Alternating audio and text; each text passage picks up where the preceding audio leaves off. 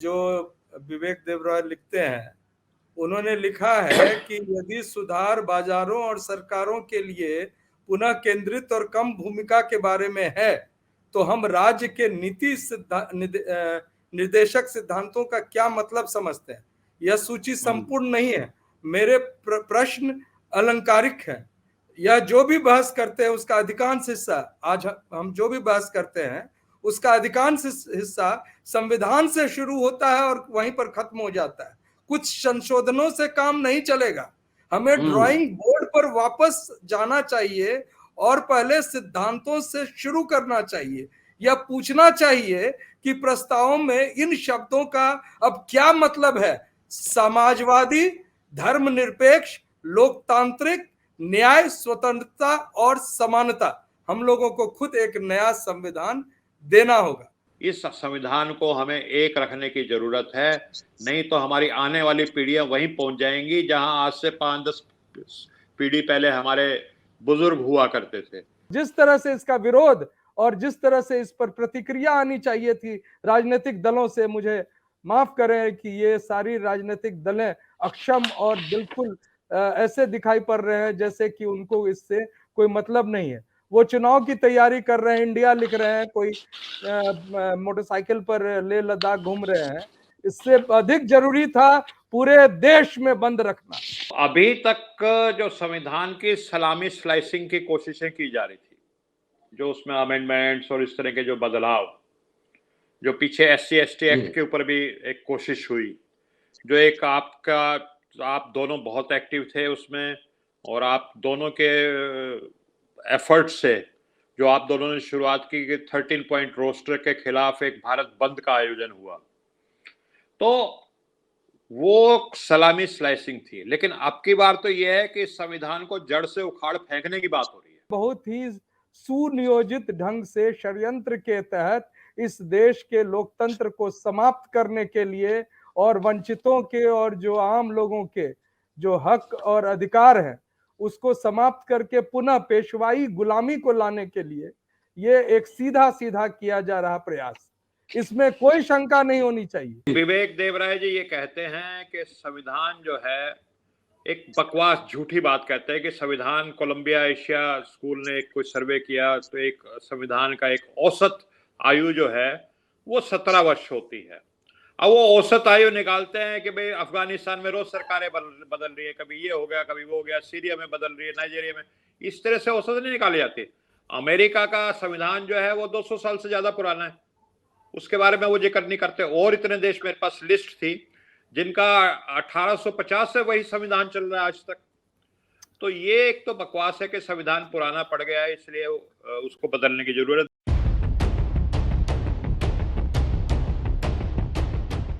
लोकसभा चुनाव यानी 2024 के मूड में जा रहा है। लोग भी तैयारी कर रहे हैं, पार्टियां भी तैयारी कर रहे हैं, रैली हो रहे हैं, भाषण हो रहे हैं, आरोप प्रत्यारोप हो रहा है, तमाम सब कुछ चल रहा है। इसी बीच संविधान बदलने की भी बात आई है, और किसी आम व्यक्ति के द्वारा नहीं, प्रधानमंत्री के आर्थिक परिषद के मुखिया विवेक देवराय की ओर से। कई एपिसोड आपने अम्बेडकरनामा पर देखे हैं, डिफरेंट एक्सपर्ट से हमने बातचीत की। इस बार दो खास मेहमान से आपको मिलवाने जा रहा हूं इस मुद्दे पर, और दोनों का एक खास महत्व भी परिचय कराऊंगा। दोस्तों, रतनलाल बोल रहा हूं और आप देख रहे हैं अम्बेडकरनामा। दो खास मेहमान हैं डॉक्टर अनिल जैन साहब, संविधान बचाओ संघर्ष समिति इन्होंने बना कन्वेनर रहे उसके, और लगातार कई प्रोग्राम्स किए हैं। और 5 मार्च 2019 का भारत बंद रोस्टर के सवाल पर जो हुआ था, ये आह्वान संविधान बचाओ संघर्ष समिति की ओर से ही आया था। डॉक्टर सूरज मंडल इतिहासकार हैं, प्रोफेसर हैं, दिल्ली यूनिवर्सिटी में एक्टिविस्ट हैं, और इसके अलावा एक खास बात है, बीपी मंडल साहब, मंडल कमीशन आपने नाम सुना, जिन्होंने संविधान का विस्तार किया। संविधान की जो मूल भावना थी उसको आगे बढ़ाने में जो मंडल कमीशन बना था उसके अध्यक्ष वो थे, और उनके रिकमेंडेशन के आधार पर भी ओबीसी का रिजर्वेशन लागू हुआ। तो दो खास मेहमान हैं, इनसे चर्चा करेंगे कि आखिर अगर संविधान बदलता है तो इसके क्या मायने होंगे, पिछड़ी जातियों का क्या वहां पे हिस्सेदारी रहेगा, क्या होगा। हालांकि ये स्टेटमेंट वापस ले लिया गया है और प्रधानमंत्री की जो आर्थिक परिषद है वहां से भी ये कहा गया है कि उनकी व्यक्तिगत राय है। सवाल ये है कि अगर आपकी विचारधारा और आपकी पार्टी को नहीं मानने वाले लोग हों, कोई बात वो बोले तो उनके ऊपर तुरंत मुकदमे हो जाते हैं। संविधान बदलने की बात करना, लेख लिखना, क्या ये किसी अपराध की श्रेणी में आता है या नहीं आता है कि सिर्फ व्यक्तिगत राय कहकर छोड़ दिया जाए? इसी विषय पर बात करूंगा विस्तार से। अनिल जी स्वागत है आपका, सूरज जी स्वागत है। धन्यवाद रतनलाल जी, अंबेडकर नामा पे आज निमंत्रण देने का और आपके दर्शकों से रूबरू आप ही से होने का। शुरुआत करता हूँ अनिल जी। अनिल जी आप ही से शुरुआत करता हूँ। जी बताएं, आपने पढ़ा है लेख वो? प्रोफेसर साहब, ये जो बात विवेक देव राय ने लिखी है वो इतनी साधारण नहीं है कि भी एक समाचार पत्र में एक लेख छप गया। हिंदुस्तान टाइम्स देश का जो सबसे जाने माने समाचार पत्र है उसमें उनकी गिनती होती है, और जो लेख छपने की जो तारीख है वो 15 अगस्त है, 15 अगस्त 2023, जब आपका जो ये अमृत काल का जो 75वां वर्ष पूरा हो रहा है। उसमें विवेक देव राय जी ये कहते हैं कि संविधान जो है एक बकवास झूठी बात कहते हैं कि संविधान, कोलंबिया एशिया स्कूल ने एक कोई सर्वे किया तो एक संविधान का एक औसत आयु जो है वो 17 वर्ष होती है। अब वो औसत आयु निकालते हैं कि भाई अफगानिस्तान में रोज सरकारें बदल रही है, कभी ये हो गया कभी वो हो गया, सीरिया में बदल रही है, नाइजीरिया में, इस तरह से औसत नहीं निकाली जाती। अमेरिका का संविधान जो है वो 200 साल से ज्यादा पुराना है, उसके बारे में वो जिक्र नहीं करते। और इतने देश, मेरे पास लिस्ट थी जिनका 1850 से वही संविधान चल रहा है आज तक। तो ये एक तो बकवास है कि संविधान पुराना पड़ गया है इसलिए उसको बदलने की जरूरत है। दूसरी जो खतरनाक बात वो कहते हैं, वो ये कहते हैं कि we need to go back to the drawing board, यानी नए सिरे से ड्राइंग बोर्ड पे एक नया नक्शा बनाना है। वो कहते हैं अमेंडमेंट से बात नहीं चलेगी, we will start from the first principle, first directive principle जो है वहां से शुरुआत करेंगे। और फिर वो उससे भी खतरनाक बात करते हैं सेंगोल की, कि देखिए आप, भारतीय सेंगोल स्थापित हो चुका है। तो सेंगोल तो राजशाही का प्रतीक है, वो लोकतंत्र लोकशाही का प्रतीक ही नहीं है। और जब सेंगोल था, जब राजशाही थी, तो जिस तरह का सरकार वहां पे जो हुकूमत चलती थी और जिस तरह के न्याय प्रणाली थी, उसमें दलितों और पिछड़ों की जो स्थिति थी वो पशुओं से भी बदतर थी। जैसे बाबा साहब ने भी महात का जो तालाब का आंदोलन किया था, वो कहते हैं कि देखिए कुत्ते जा सकते हैं वहां, कुत्ते मूत सकते हैं उस तालाब में, गधे जा सकते हैं, लेकिन जो दलित है, पिछड़े हैं, वो उसमें पानी में नहीं पी सकते। तो महाद आंदोलन चलाया था बाबा साहब ने। तो ये स्थिति थी ये सेंगोल वाले उसमें राज में। स्त्रियों को स्तन ढकने की इजाजत तक नहीं थी जो दलित पिछड़े समाज से स्त्रियां थी। तो क्या आप इस तरह का देश बनाना चाहते हो? तो ये जो भी बात विवेक देव राय ने कही, मैं नहीं समझता कि इतने ऊंचे ओहदे पे बैठ के कोई अपनी मन की बात कर सकता है बिना साहब के मन की बात लिए हुए। तो कहीं ना कहीं से जो साहब है उनके मन की बात आती है, उससे फिर ये मन में बात आती है कि लिख दो। और ये जैसा आप भी अक्सर कहते हैं, एक उदाहरण देते हैं कि तालाब में कंकर फेंका जाता है, ये देखने के लिए कितनी लहरें उठती हैं।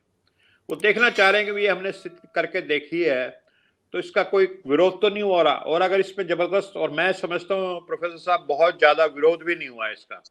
आप जैसे बुद्धिजीवी, सूरज जी जैसे बुद्धिजीवी जो इन बातों को समझ रहे हैं वो विरोध कर रहे हैं, लेकिन आम लोगों में बहुत ज्यादा विरोध नहीं हुआ जितना विरोध इसका होना चाहिए था।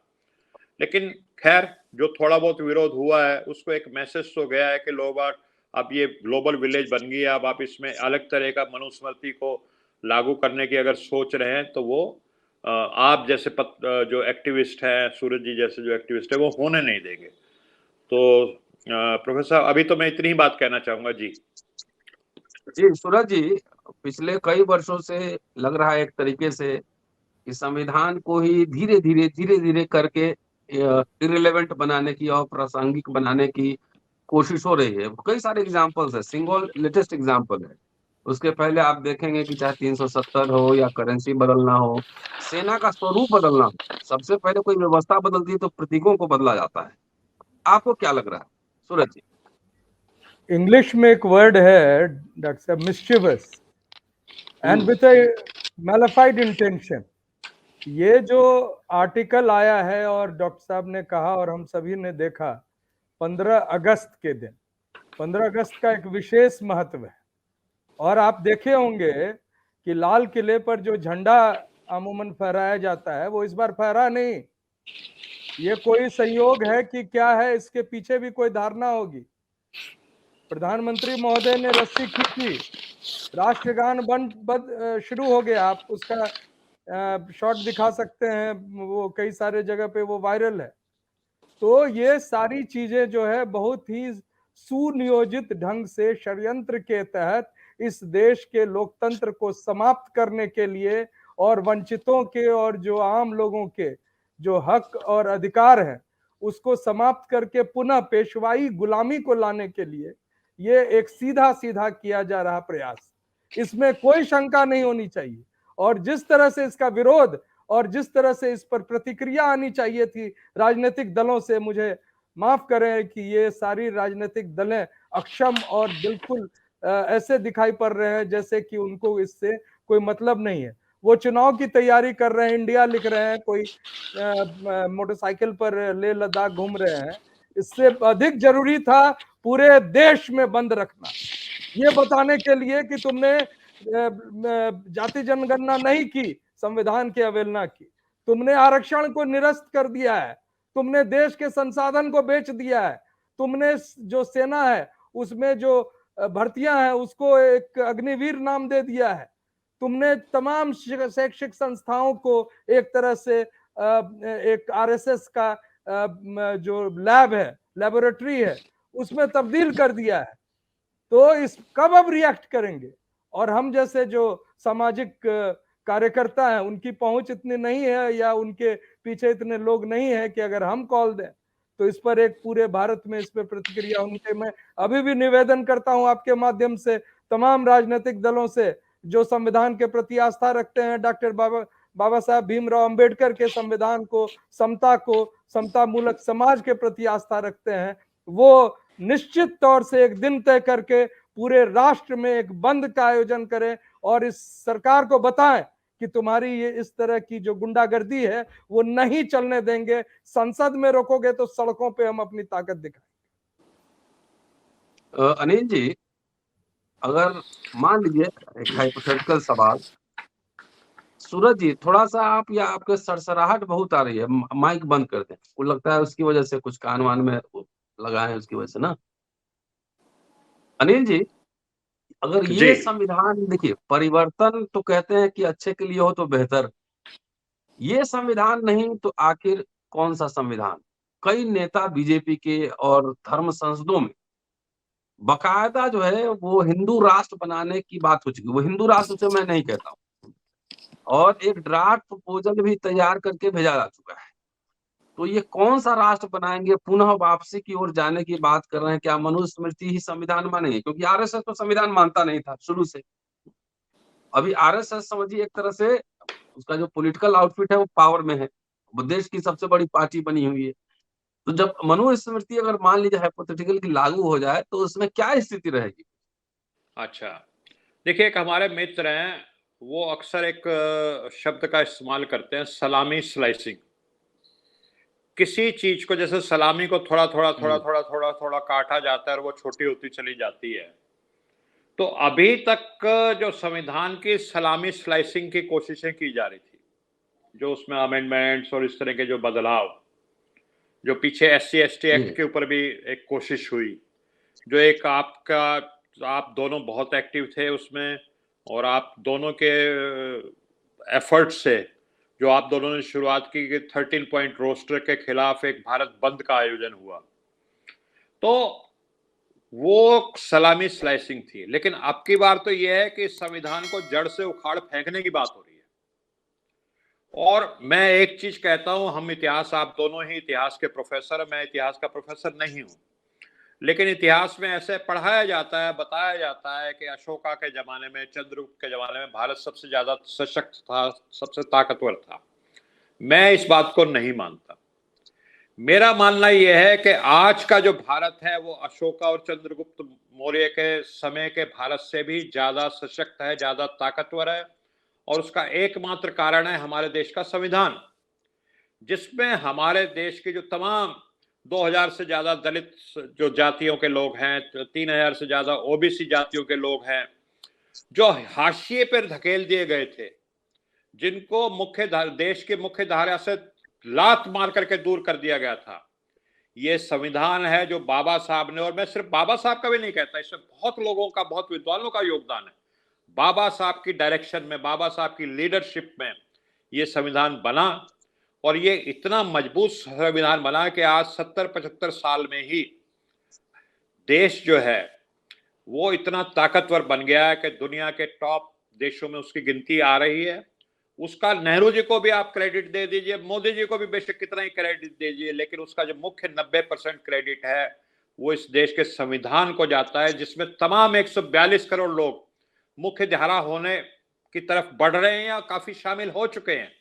और देश की जो तमाम शक्ति जो है वो भारत को महान बनाने में लगी हुई है। चर्चिल ने एक बात कही थी आजादी से पहले कि ये इस देश में इतनी सारी जातियां हैं, छुआछूत है, और जातियों में आपस में शोषण है, धर्म है, भाषाएं हैं, ये देश टिकेगा नहीं। ये आप आजादी दे दीजिए इनको, 5-7 साल में टुकड़े टुकड़े हो जाएगा। लेकिन ये देश एक रहा तो इसलिए रहा कि बाबा साहब की अध्यक्षता में, उनकी क़यादत में, उनकी रहनुमाई में जो इस देश का संविधान बना, उसने इस देश को मजबूत बनाया और एक रखा है। अगर संविधान के साथ छेड़छाड़ करना, आप कौन संविधान के खिलाफ बात करते हैं? जो लोग खालिस्तान की मुहिम चलाते हैं, जो कश्मीरी सेपरेटिस्ट हैं, वो संविधान के खिलाफ की बात करते हैं। और आज का अगर कोई बोल रहा है इतने ऊंचे पद पे, तो उसके खिलाफ क्यों नहीं कानूनी कार्रवाई होनी चाहिए? संविधान की आप कसम खा करके आते हो, जब आप आते हो पद पे आते हो तो संविधान की शपथ लेते हो, और उसी संविधान के खिलाफ आप बात करते हो। इसकी इजाजत नहीं होनी चाहिए देश में, किसी देश में नहीं होती। तो ये एक बहुत ही गंभीर मुद्दा है प्रोफेसर साहब, और इसको पूरी गंभीरता से लेना चाहिए हमें। तो जो सलामी स्लाइसिंग का समय गया, जो सुब्रमण्यम स्वामी से किसी ने एक बार कहा था कि जी आरक्षण खत्म कर दीजिए आप, तो कहता नहीं, आरक्षण को खत्म नहीं करेंगे हम, लेकिन इसको ऐसा कर देंगे कि इसको महत्वहीन बना देंगे आरक्षण को। तो अब वो वाली बातें भी गई। अब तो ये है कि बिल्कुल खत्म और जड़ से उखाड़ने की बात कर रहे हैं। तो ये वो समय आ गया, वो लम्हा जिसका एक शायर ने जिक्र किया है ना, कि तारीख की नजरों ने वो लम्हे भी देखे हैं, जब वो मंजर भी देखे हैं जब लम्हों ने खता की थी और सदियों ने सजा पाई।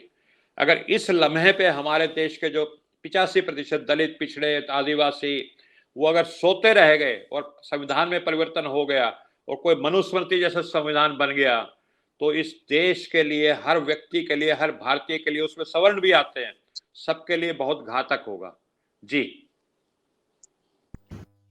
सूरज जी, वो सब कुछ को, संविधान को कॉलोनियल लीगेसी कह रहे हैं, लेकिन लिख रहे हैं अंग्रेजी में। अंग्रेजी कोट पैंट पहनना, ये सब भी कॉलोनियल लीगेसी है। इनके बच्चे जो हैं, बहुत सारे ऐसे लोग जो हिंदुस्तान की बात करते हैं, उनके बच्चे तो सब विदेश में पढ़ रहे हैं। सोशल मीडिया पे सबके फोटो तैरते रहते हैं, वो इंग्लैंड, अमेरिका में पढ़ रहे हैं। तो ये यहाँ पर इनको तो लिखना चाहिए था, संस्कृत में लिखना चाहिए, अंग्रेजी कॉलोनियल लीगेसी नहीं, जो टेक्नोलॉजी का इस्तेमाल करते हैं। आखिर बाकी दंगा में जो कौन बच्चे जा रहे हैं? इनके बच्चे जा रहे हैं कोई झगड़ा में, दंगा में।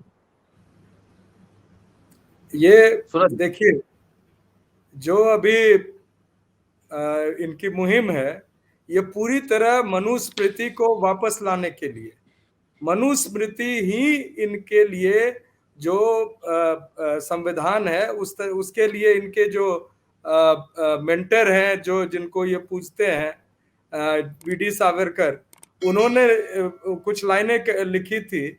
मैं 2-4 लाइन उसका पढ़ देता हूं कि Manusmriti is the scripture which is the most worshipable after Vedas for our Hindu nation, and this book for centuries has codified spiritual and divine march of our nation.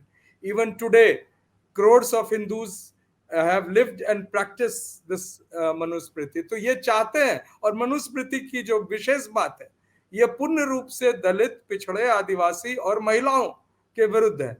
तो ये जो मुहिम है, इसके पीछे कोई सांस्कृतिक बहुत बड़ा परिवर्तन लाना या हमारे सांस्कृतिक विरासत को जो ये बताते हैं कि बहुत ही एक उन्नत और ऐसा समाज था जहां हम लोग वाकई में सोने की चिड़िया थे, उस ओर ले जाना नहीं है।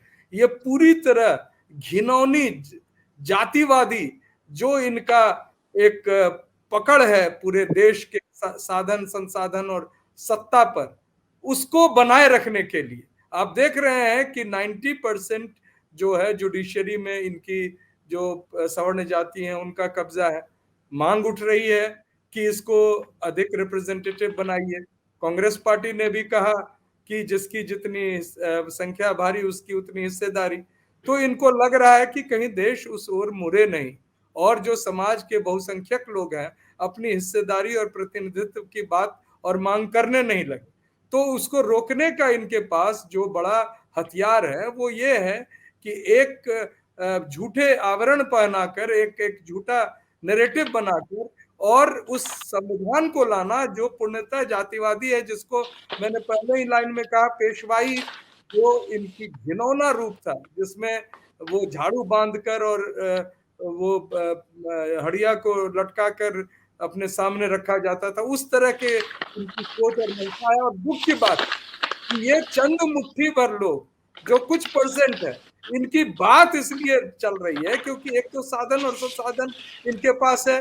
देश को निजीकरण के नाम पर जो जितना जो देश के संसाधनों को और सार्वजनिक प्रतिष्ठानों को बेचा गया, उससे जो पैसे कमाए इनके पॉकेट में है, और जिस तरह से संसाधनों को लूटा जा रहा है वो सारे पैसे इनके पास है। और उस पैसे से ये पूरी की पूरी एक नैरेटिव ही नहीं, लोगों को, हमारे समाज के लोग को खरीद रहे हैं। और एक हमारे बड़े धुरंधर सोशल मीडिया में एक्टिविस्ट है, अपने आप को दलित पिछड़े के बड़ी हितैषी बताते हैं, वो विवेक देवराय के उस ANI वीडियो को शेयर किए हैं और कहें कि अरे इन्होंने तो माफी मांग ली है और फिर भी लोग अब इसके क्रिटिसाइज करेंगे, ये तो बहुत गलत बात होगी। तो हमारे लोग जिनके फॉलोअर्स मिलियंस में हैं अभी, वो इस तरह के बिक गए हैं और वो नैरेटिव दे रहे। तो बताइए इस हमारे हक और हुकूक को बचाने वाला कौन? डॉक्टर साहब आप बहुत मेहनत कर रहे हैं, मैं साधुवाद देता हूं और अम्बेडकर नामा के माध्यम से इनके तमाम दर्शकों से अनुरोध करता हूं कि ये बहुत गंभीर बात है और इसको, इस संविधान को बचाने के लिए हमें जो कुछ भी करना होगा करना चाहिए। ये मात्र ये विवेक देवराय आके माफी मांग लेते हैं ANI के वीडियो पे और कहते हैं कि अरे ये तो उनकी निजी राय क्या थी? निजी राय है कि वो जिस पोस्ट पर है, जो इकोनॉमिक एडवाइजर हैं PMO के, और PMO आपको मैं बता दूं कि प्राइम मिनिस्टर ऑफिस के सेक्रेटरीज में कहीं भी दलित और पिछड़े नहीं है, एक भी नहीं है। तो हमारी बात को, हमारी हक को बोलने वाला और समझने वाला कोई नहीं है। और जो प्रधानमंत्री है वो नकली OBC है, बिका हुआ आदमी, और वो है RSS का एक टूल, और ये टूल किट मिलकर इस देश को चला रहे हैं और ये संविधान बदलने की साजिश कर रहे हैं। इसको रोकना प्रत्येक बहुजन का कर्तव्य है। चलिए, इसको रोकना तो पूरे देश के लोगों का कर्तव्य है, लेकिन एक खास विचारधारा है जो संविधान को नहीं मानती। सूरज जी ने एक महत्वपूर्ण बात कही है और दोनों से एक त्वरित टिप्पणी लेंगे कि जब सत्ता पक्ष के लोग नहीं, कोई और कुछ बात बोले तो सत्ता पक्ष की भावना तुरंत आहत हो जाती है, FIR हो जाता है, गिरफ्तारी हो जाती है, और इनकी जो मर्जी है बोल दे, माफी मांग ले, वो सब ठीक चलता है। लेकिन सवाल ये कि संविधान से देश के लोगों को बहुत कुछ मिला है, फंडामेंटल राइट्स मिले हैं, वोटिंग राइट्स मिले हैं, और दलित खास तौर से शेड्यूल कास्ट जो कि सदियों से गुलामी की जंजीरों में बने रहे, पिछड़े, उसके बाद उन सबको थोड़ा हक, हकूक और इंसाफ मिला है। लेकिन जिस तरह से अनिल जी ने पहले कहा है कि जो रिएक्शन आना चाहिए था, चाहे वो पार्टियां हो जो दलित बैकवर्ड ट्राइबल की पॉलिटिक्स कर रहे हैं, वो रिएक्शन भी नहीं आया और इनकी भावना भी आहत नहीं है। क्या वजह है? सब कंट्रोल में है। अनिल जी। हाँ प्रोफेसर साहब, देखिए ऐसा है कि जिस तरह से रिएक्शन आना चाहिए वो नहीं आया, और वो कहते हैं कि नाव जो है वो डूबती क्यों है, एक छोटा सा छेद हो जाता है और उसकी वजह से नाव डूब जाती है। तो जो हमारे स्थापित सोशल मीडिया के नेता हैं, वो अगर इस बात को कहेंगे चलिए छोड़िए तो बात खत्म होगी, कोई साधारण बात है जिसको क्यों भूल दिया जाए? संविधान के ऊपर कोई खुल्लम खुल्ला हमला कर रहा है, 15 अगस्त के दिन हमला कर रहा है, छोटा मोटा आदमी नहीं है वो। इकोनॉमिक अफेयर्स कमेटी जो प्रधानमंत्री की, उसका चेयरमैन है, अपने आप को बहुत पढ़ा लिखा विद्वान कहता है। हिंदुस्तान टाइम्स जैसे बड़े अखबार वो उसको आर्टिकल को छाप रहे हैं, उसके एडिटर ने क्यों छापा? वो सबसे बड़ा सवाल ये है, इस तरह का आर्टिकल, और उसको आप कहें चलिए छोड़िए।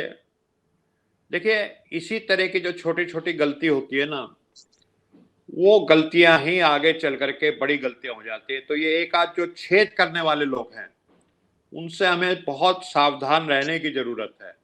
ये नाव को डुबो देंगे। जिस कितने संघर्षों, हजारों साल के संघर्ष के बाद कबीर, रायदास और पता नहीं कितने, बाबा साहब, महात्मा फूले, डॉक्टर लोहिया, कितने लोगों के, कितने हजारों लोगों ने आज भी एनकाउंटर किए जा रहे हैं इस संघर्ष में, जो जातिवाद के खिलाफ संघर्ष कर रहे हैं। आज भी उनका उत्पीड़न हो रहा है, बलात्कार हो रहे हैं। और हमें एक संविधान मिलता है जो समता का संविधान है कि सब बराबर है, सबको वोट डालने का बराबर का हक है। और जो पुरानी व्यवस्था मनुस्मृति की, जिसकी तारीफें की जाती थी, वो तो सीढ़ी नुमा व्यवस्था की बात करती है, ऊंच नीच की बात करती है, छुआछूत की बात करती है। वो तो कल को अगर मैं जिस समाज से आता हूं तो मुझे तो ये कहेंगे जाके भैंस चरा भाई, तो डॉक्टर काहेगा बन गया। और इस तरह की बातें आती है। अभी भी सोशल मीडिया पे हमें रिएक्शन लोगों को मिलने आते हैं कि जाके भैंस चराओ। तो ये जो चीजें हैं, इसको बर्दाश्त नहीं कर सकते हम लोग। अगर कोई दोबारा से इसमें सीढ़ी नुमा व्यवस्था लाने की इस देश में कोशिश करेगा, कोई अगर मुझे कहेगा कि जाकर के दोबारा से भैंस चराओ और गाय चराओ, और मेरी बात क्या है, मेरी आने वाली पीढ़ियों को भी कह रहा है वो कि वो गाय भैंस चराएं, वो बर्दाश्त नहीं प्रोफेसर साहब, किसी कीमत पे बर्दाश्त नहीं किया जाएगा। और उसके लिए जो कुछ करना पड़ेगा हम लोग करेंगे, लोकतांत्रिक तरीके से करेंगे। बाबा साहब के संविधान को हम मानते हैं, और हमारे लिए बाबा साहब का संविधान किसी गीता, कुरान, किसी वेद, किसी बाइबल से कम नहीं है। हम उसको उतना ही मानते हैं। इसमें छेड़छाड़, अगर आप गीता से वेद छेड़छाड़ नहीं कर सकते, वेद से छेड़छाड़ नहीं कर सकते, कुरान और बाइबल से नहीं कर सकते, तो इस संविधान के साथ भी आप छेड़छाड़ नहीं कर सकते प्रोफेसर साहब जी। लेकिन विपक्ष के नेताओं ने ट्विटर पर लिख के अपनी जिम्मेदारी पूरी कर ली। इस मुद्दा तो इतना गंभीर है कि तो बहुत इसमें बड़ा आंदोलन होना चाहिए जी। वही बहुत आंदोलन होना चाहिए। लेकिन ऐसा है कि देखिए, आंदोलन एक दिन में नहीं खड़ा होता। हमें मंशा साफ साफ समझ में आ रही है कि लोग क्या चाहते हैं, उनके मन में क्या है, ठीक है। और वो जो आपने 13 पॉइंट का रोस्टर का जो आंदोलन था ना, वो आपने मार्च 2018 से शुरू किया था। मुझे याद है पहली आपने एक सभा दिल्ली विश्वविद्यालय में बुलवाई थी, जिसमें शरद जी थे, उसमें अपने अंसारी साहब थे, उसमें धर्मेंद्र यादव जी थे, शरद जी थे। तो और उससे एक सभा थी, वो बहुत ज्यादा लोग नहीं, उसमें 1000-1500 लोग रहे होंगे। और फिर 1 साल तक आप उसको डेवलप करते रहे, तो जाकर के 6 मार्च 2019 को जो आंदोलन हुआ, उसमें भारत बंद उत्तर भारत में रहा, जो कि जिससे सरकार हिल भी गई और फिर उसको वापस भी लिया गया। SC/ST एक्ट का भी जो आंदोलन था, वो भी इसी तरह था, वो डेवलप किया धीरे धीरे। तो अब बहुत ज्यादा नेताओं के भरोसे भी SC/ST एक्ट के दौरान और 13 पॉइंट रोस्टर के दौरान हमने देखा कि नेताओं के भरोसे नहीं था। ये तो आप निकल के गया है। सारी जो आपने संयोजन जो है प्रोफेसर साहब, रतन लाल जी और सूरज जी, आपने किया। तमाम नेताओं से बात करना, पॉलिटिकल लीडर से बात करना, जो सोशल लीडर से उनसे बात करना, 1 साल में जाकर के उस आंदोलन को जमाया था। तो इसमें सजग रहने की जरूरत है। और हम लोग कोई पॉलिटिकल लोग नहीं है, हमारे लिए जो समाज और देश पहले है। राजनीति हमारे लिए एक बहुत कम, जिसको कहते हैं कि वरीयता देते हैं हम उसको। तो हमें देश को बनाना है, समाज को बनाना है, ये हमारे लिए सबसे पहले है। और इसके लिए एक लंबी लड़ाई लड़नी पड़ेगी। लोगों को धीरे धीरे, जो पहला जो होता है फेस होता है, कि लोगों को सजग किया जाए कि भाई आपका संविधान, जिसकी वजह से आज भारत महान बन रहा है, जिसकी वजह से जो हम लोग गाय भैंस चराने वाले थे आज डॉक्टर बने घूम रहे हैं, इस संविधान को हमें एक रखने की जरूरत है। नहीं तो हमारी आने वाली पीढ़ियां वहीं पहुंच जाएंगी जहां आज से 5-10 पीढ़ी पहले हमारे बुजुर्ग हुआ करते थे। तो ये एक बतानी बहुत जरूरी है। और वोल्टायर जो जिसका बहुत बड़ा भूमिका रही फ्रेंच रिवॉल्यूशन के दौरान, वोल्टायर कहता है कि क्रांति क्यों नहीं होती? क्रांति इसलिए नहीं होती कि गुलाम को पता ही नहीं होता कि वो गुलाम है, वो तो उसको एहसास ही नहीं होता अपनी गुलामी का, वो तो उसमें खुश रहता है, स्लेव एंजॉयिंग हिज स्लेवरी। तो जब उसको एहसास हो जाता है कि अरे तू तो गुलाम है, तो वो अपनी जंजीरें खुद तोड़ लेता है। तो लोगों को एहसास भी होना चाहिए कि हमें किस तरह से हमारे साथ व्यवहार हो रहा है। आज भी जो हमें संवैधानिक अधिकार है, हमें आज भी वो नहीं मिल रहे, लेकिन वो एक अलग दिशा में चली जाएगी बात। लेकिन इसके खिलाफ एक बड़े जन आंदोलन की आवश्यकता है प्रोफेसर साहब, ये मेरा मानना है। जी जी, फाइनल टिप्पणी जी। सूरज जी। मैं 2-3 लाइनें पढ़ना चाहूंगा। हिंदी अनुवाद जो है, जो विवेक देवराय लिखते हैं, उन्होंने लिखा है कि यदि सुधार बाजारों और सरकारों के लिए पुनः केंद्रित और कम भूमिका के बारे में है, तो हम राज्य के नीति निर्देशक सिद्धांतों का क्या मतलब समझते हैं? यह सूची संपूर्ण नहीं है, मेरे प्रश्न अलंकारिक है। यह जो भी बहस करते हैं उसका अधिकांश हिस्सा, आज हम जो भी बहस करते हैं उसका अधिकांश हिस्सा संविधान से शुरू होता है और वहीं पर खत्म हो जाता है। कुछ संशोधनों से काम नहीं चलेगा। हमें ड्राइंग बोर्ड पर वापस जाना चाहिए और पहले सिद्धांतों से शुरू करना चाहिए। यह पूछना चाहिए कि प्रस्तावों में इन शब्दों का अब क्या मतलब है? समाजवादी, धर्मनिरपेक्ष, लोकतांत्रिक, न्याय, स्वतंत्रता और समानता। हम लोगों को खुद एक नया संविधान देना होगा। ये कितनी गंभीर बात है। उन्होंने पूरे के पूरे हमारे जो बेसिक टेनेट्स कॉन्स्टिट्यूशन के, जो हमारे प्रियम्बल में दिखाई पड़ते हैं, प्रस्तावना में दिखाई पड़ते हैं, उस पर उन्होंने प्रश्न चिन्ह लगाया है। और उसमें ध्यान दीजिए, धर्मनिरपेक्षता के साथ साथ न्याय और समानता पर भी उन्होंने प्रश्न चिन्ह लगाया है। इसका मतलब है कि जो वर्ग जिन पर वो निशाना साध रहे हैं, वो वर्ग अगर समझे कि हम अभी सुरक्षित हैं और उसमें से कुछ लोग भारतीय जनता पार्टी को समर्थन दें, तो समझिए कि वो अपने कब्र को खुद खोद रहे हैं। और जहां तक सवाल है इसके विरुद्ध एक आंदोलन खड़ा करने की, आंदोलन डॉक्टर साहब वो उस मोड में देश है। देश में कमी आज नेतृत्व की है। संविधान बचाओ संघर्ष समिति के कन्वीनर अभी बैठे हैं, मैं उनसे आग्रह करूंगा, और मैं अभी तमाम जगह हैदराबाद से लेकर विजयवाड़ा और अभी जो बिहार में था और झारखंड जा रहा हूं, गोड्डा, सभी जगह मैं निवेदन कर रहा हूं कि हम लोगों को एक दिन ये बताना होगा कि संविधान नहीं बदलने देंगे। संघर्ष सड़कों पे होगा।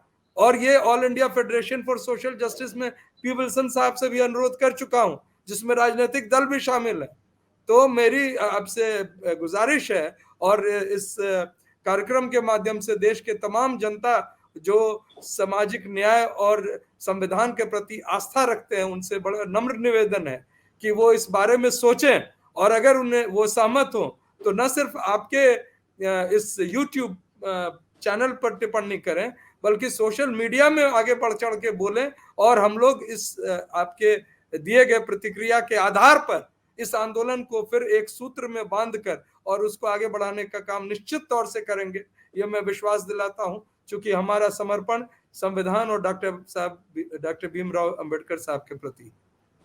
जी शुक्रिया आप दोनों का। जी हाँ, मैं जो सूरज जी ने बड़ी महत्वपूर्ण बात कही कि जो all India federation for social justice है, उनसे बात करके कि उनको इस मुहिम में जिसको कहते हैं कि इनिशिएटिव लेना चाहिए, और उसके साथ तो तमाम सोशल ऑर्गेनाइजेशंस भी जुड़े हैं और पॉलिटिकल भी जुड़े हैं।